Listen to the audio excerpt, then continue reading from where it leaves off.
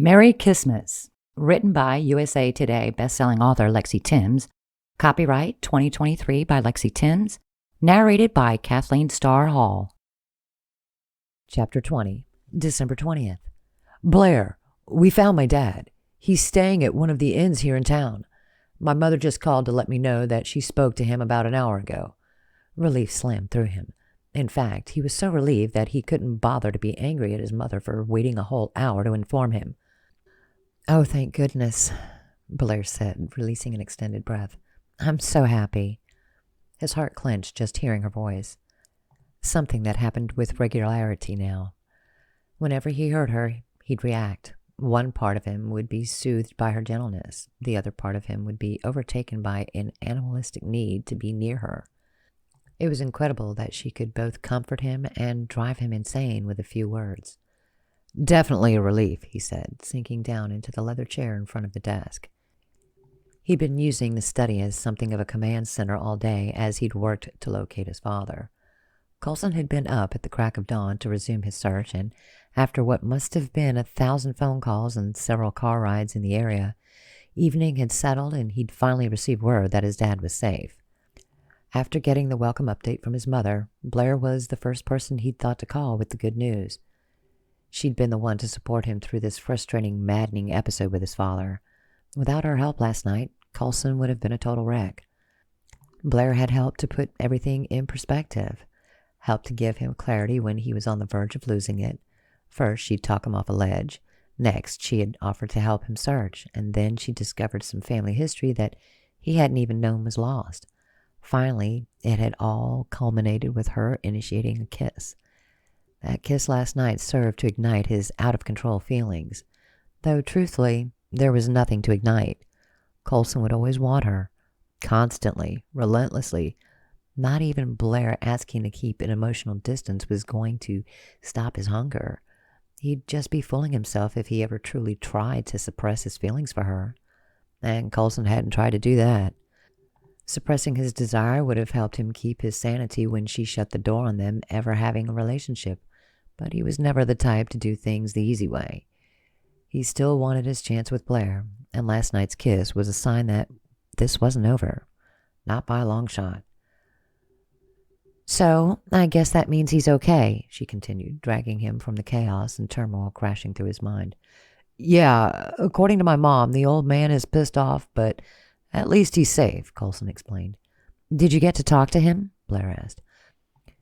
No, he's still refusing to take my calls when I try his cell, and his room phone rings without an answer, Coulson replied, sighing heavily, which means he's either ignoring me or he could be out of his room. Much as I hate to say it, I wouldn't be surprised if he was holed up in a bar right now. This feels like one long bender. A week ago, I wouldn't have believed it, but that's the vibe I'm getting. I'm sorry, she said gently. It sounds like he's spiraling a bit. He's too old to be acting out like this, Coulson said in exasperation. Even when he's being a prick, he's always level-headed enough to keep his nerve. What the hell is going on with him? It sounds like after years of being level-headed, he's cracking. He's got to be under a lot of pressure between the company and Bennett family obligations, she pointed out. Not to mention the grief of losing his grandmother recently. For the first time in ages, Coulson didn't feel the need to automatically denounce his father. You reminded me earlier that people grieve in different ways, so yeah, he could be going through things he refuses to talk about. It certainly doesn't seem like he's the type to express his feelings, she said in agreement, which would explain why he lashed out and pulled a disappearing act.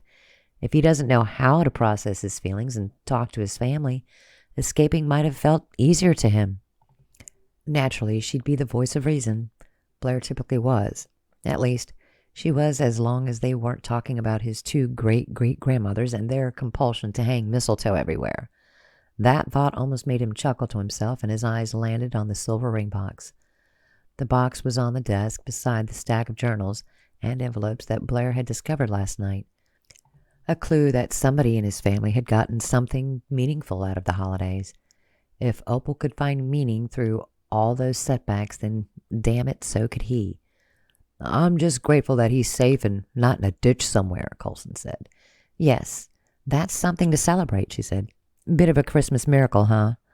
Coulson had been so ready to convince Blair to give them another chance, but then his father had disappeared, which had put that goal on the back burner. Except now, he'd found his old man. There was nothing stopping him now. Yeah, he cleared his throat, ready to man up and ask her the one question that had felt off limits until she'd kissed him last night. Since we have something to celebrate, would you like to come over? Come over? She asked, her voice shaky with what sounded like hopeful anticipation. Do you want to spend the night with me? He asked. She let out a soft gasp then, and he thought she'd turn him down or tell him to go to hell, which was her right, but that didn't make the prospect of rejection any less soul-crushing. But if he had any hope of convincing her to give them another chance, he was going to have to be upfront. He still wanted her, and right now, after everything they'd been through together, it was clear to him he always would. There was only one woman he'd ever want in his bed ever again. Coulson just hoped like hell that she'd soon realize that she felt exactly the same way. Spend the night as in... Her voice trailed off. Coulson could practically hear her blushing. As in, would you like me to give you the night of your life or not? He demanded. That made her laugh. You think you're that good, do you? You didn't complain the last time we did it, he reminded her.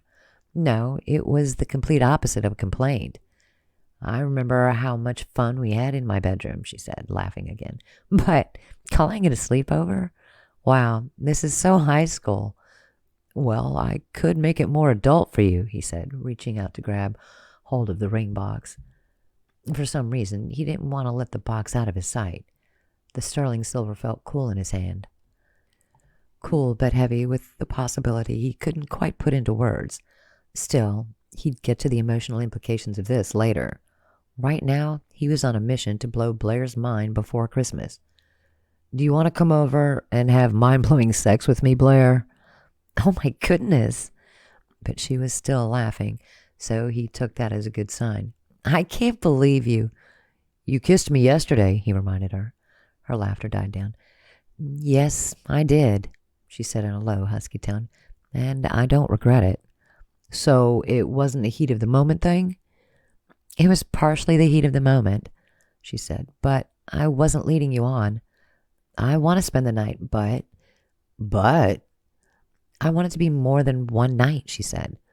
2 nights then, he said. 2 nights where I make you feel so good you never want to leave. Now, how could a girl possibly say no to that? The second the doorbell rang, Coulson grabbed onto the knob and threw the door open. No point playing it cool. He'd been pacing up and down the foyer ever since their phone call. Now that she was here, he felt the desire burning through his veins. She was so beautiful that he couldn't breathe as he caught her quickly ripping off her coat. Dressed in a body-hugging sweater and skin-tight leggings, she looked utterly irresistible. Evening had fallen, yet her mass of blonde curls was so bright and golden it practically formed a halo around her head. Her brown eyes were alight with the same desire storming through him, her pink mouth glossy after she took a second to lick her lips. Somehow she managed to look angelic and seductive all at once. Neither of them said anything as they just stared at each other. Say something, you idiot. You made it, he managed to force out. Instead of responding, Blair rushed over to him, dropping her duffel bag on the way to get her arms around his shoulders. He took her mouth with his, sliding his tongue past her lips. The heat of her body burned through him, making him desperate to get the hell out of these clothes. Wrapping one arm around her to draw her close, Coulson used the other to reach down and unbuckle his belt. Waiting until they got to his bedroom to take his clothes off would have been the gentlemanly move, but manners were already going out the window. Especially Blair's manners, because while her mouth was still on his, she lowered her hands to help him toss the belt aside and start unbuttoning his jeans. He felt his cock stiffen as her hands worked. If she managed to get her hands past the waistband of his boxer briefs, he wouldn't last long enough to even get up the stairs, so he abruptly ended the kiss. Want to go up to my bedroom? I've never been to your room before, she said breathlessly, her face coloring. She was so out of breath that he noticed that way her chest heaved. Yes. Unable to resist her, Coulson kissed her again, dragging his hand up to gently cup one of her breasts. Even through all the layers of clothes and the curve of her breast, he could feel her heartbeat hammer wildly, out of control, the same as his. She moaned softly when he started circling her nipple with his thumb. Then her hands were yanking at his jeans, and that movement knocked some sense into him. As much as he wanted her right now, Coulson wasn't going to accept them doing it on the floor of the foyer. "My bedroom's on the second floor," he told her, inhaling a lungful of air as he took her small hand. "I'll show you." But instead of him gently guiding her up the stairs, Blair was the one who started tugging, urging him to follow her to the second floor. They raced up the stairs together, Coulson stopping on the landing to take the lead and show her to his bedroom door. The second he threw the door open, they were all over each other again. She wrapped herself around him, her hands in his hair, her mouth soft and warm against his. Her mouth was so pliant that her lips parted for him, Blair inviting him in with a moan. Stroking his tongue against hers, he lowered his hands to grab hold of her ass. Their bodies were so close together that he could feel every line and curve of her through the fabric of her clothes.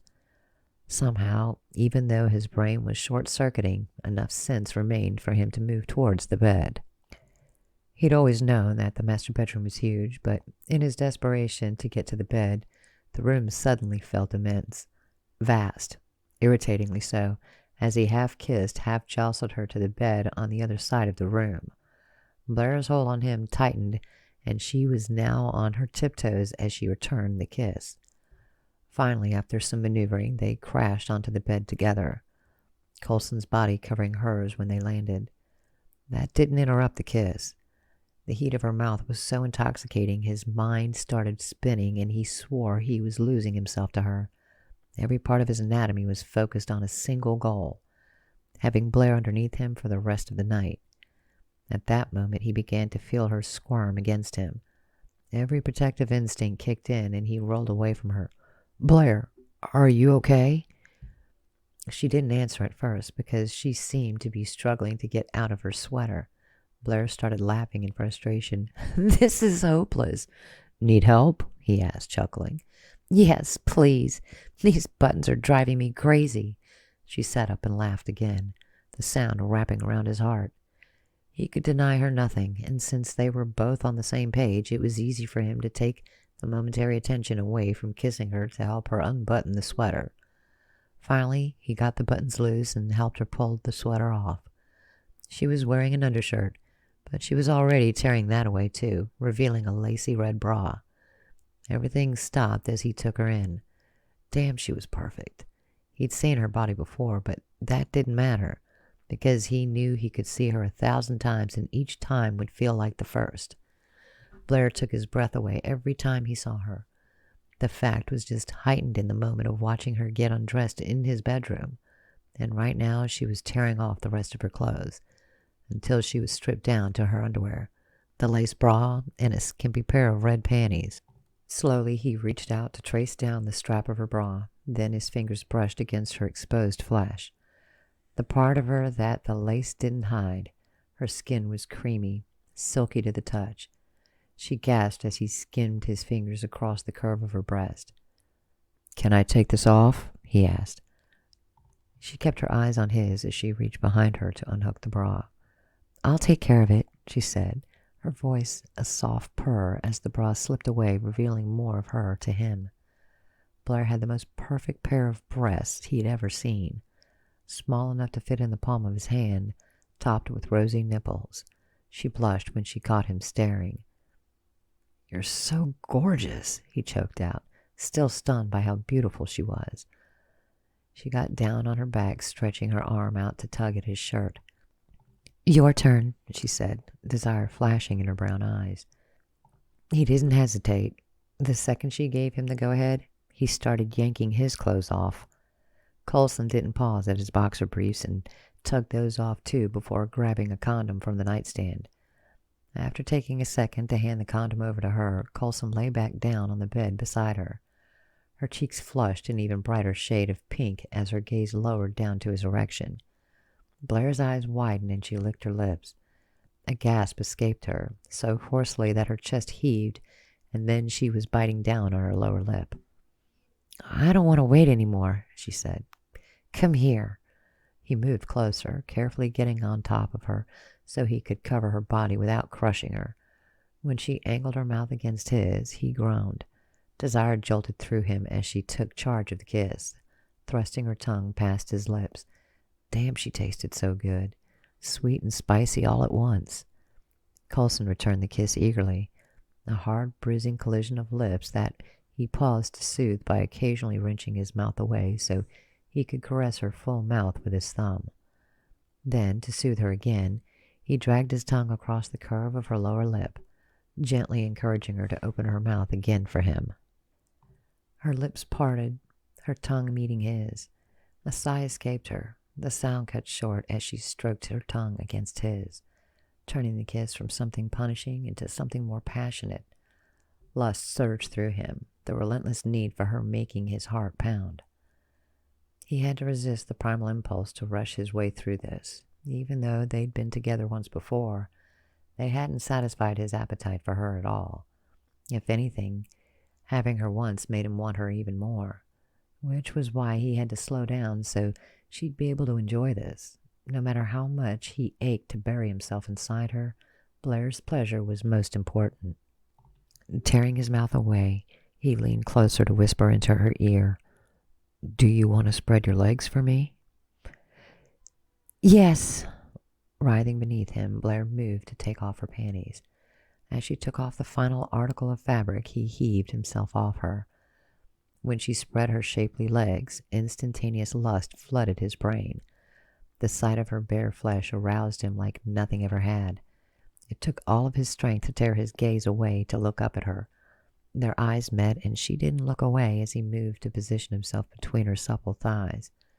They were each watching the other, both of them seemingly eager to see what the other would do next. Eyes still on hers, Coulson dragged his hand to her knee, silently coaxing her to wrap her legs around him. She followed his lead and locked her legs around him so tightly he felt her guiding him until he was at her entrance.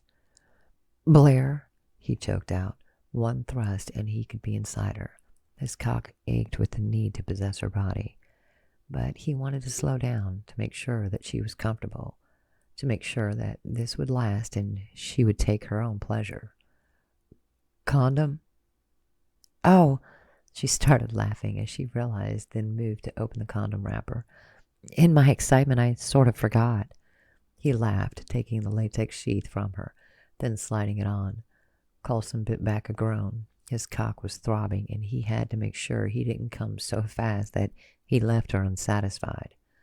It was going to take all of his willpower to last as long as possible. Are you ready? He asked, his voice low. So ready that it's driving me crazy. I've wanted you all this time, she said, her voice ragged and gasping. Emphasizing how desperately she wanted him, she grabbed hold of his hair. I want you right now, so don't make me beg. Well, he sure as hell didn't want to make her wait any longer. Propping himself up on his elbow, he lowered his free hand, following himself to feel the flare of her hips against his palm. As he moved to grasp her waist to steady her, Coulson entered her with one powerful thrust. Blair moaned in response, her hold on his hair tightening. Then she lifted her hips provocatively, meeting his next thrust eagerly. This time he thrust deeper, plunging every inch of his erection into her wet warmth. Yes, she clenched around him, flooding him with relentless bursts of pleasure. Already he sensed that he wasn't going to last if he didn't get a hold of himself. Groaning, he decided to drive into her slowly, a rhythmic pace that they could both withstand. More pleasure shot through him, forcing him to close his eyes as he braced himself against a tidal wave of sensation. Yes, more, harder, she pleaded, her cries filling the room. Coulson thrust into her again and again, eliciting breathless whimpers as she dragged her nails down his back. The sweet sting of pain spurred him on, and he pounded into her harder, faster, until his thrusts were so frenzied that he could barely breathe. Forcing his eyes open, he sucked down a lungful of air. The onslaught of their shared pleasure spiraled through him. With such power, it felt like the ecstasy was expanding beyond his body. This was not something either of them could contain. Overwhelming as this was, they'd have to ride it out. She threw her head back, begging him not to stop. Then she lowered her gaze to meet his, her eyes blazing with a lust that shocked him. He'd never seen such clear passion on a woman's face before. In that moment, he knew that even though he was the one setting the pace, he needed her to guide him through the storm tearing through him. Groaning her name, he pressed his forehead to hers. Coulson was on the verge of release, his body tensing with the rush of pleasure coursing through him. Pleasure, then an upsurge of what felt like euphoria. The sensation was indescribable. He felt it through his entire body, swelling upwards through his veins, his muscles taut. Coulson felt his body strain against the waves of pleasure that slammed through him, knocking the breath out of his lungs. It had never felt this good with any woman, ever. For a second, the sensation was so devastating he thought he was going to black out from the force of it. But instead, he saw an explosion of meteors behind his eyes. Pleasure swelled into a crescendo, and then the climax tore through him. Blair cried out, her body trembling as she fell over the edge with him. They lay there together for what felt like eternity, Blair gasping for breath as his body covered hers. He'd never experienced something like this with anyone. Just lying here with her felt as good as having sex with her. That should have alarmed him after a lifetime of settling for casual physical relationships and nothing more. But it didn't alarm him at all. It did the opposite. For the second time in his life, Coulson didn't feel the restless urge to rush off or give in to a sense that sex had no meaning beyond his bedroom. The first time he hadn't felt the urge to run was when he was with Blair, that night at her apartment. Now here he was, at peace again. The peace he eventually found whenever they were together, even when they argued or disagreed, because he knew that they each wanted what was best for the other. He knew Blair wasn't only trying to look out for herself, she was looking out for him too, considering him, and he was determined to always do the same. Always. Damn, was that what he wanted? How the hell could he make something like this last when they lived two separate lives? He lived miles away in Boston while she lived here. That was a reality that couldn't be reconciled. With a million thoughts bombarding him, Coulson finally found enough strength to move off her, rolling onto his back before he pulled her close. "How was that?" he asked her, wishing he could ask her something else, something more. She laughed and then kissed him. "Amazing. I'm pretty sure I woke the whole neighborhood." That made him laugh, and he held her until they both fell asleep in each other's arms.